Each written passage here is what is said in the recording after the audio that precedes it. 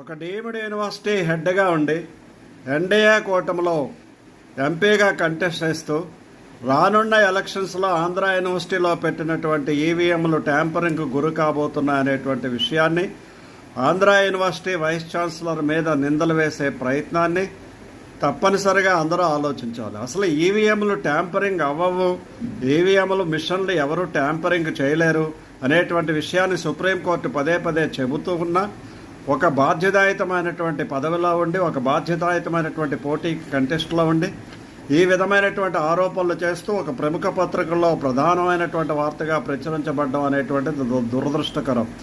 ఇటువంటి వ్యక్తులను మోడీ గారు తప్పనిసరిగా ఎడ్యుకేట్ చేయాల్సినటువంటి అవసరం ఉంది.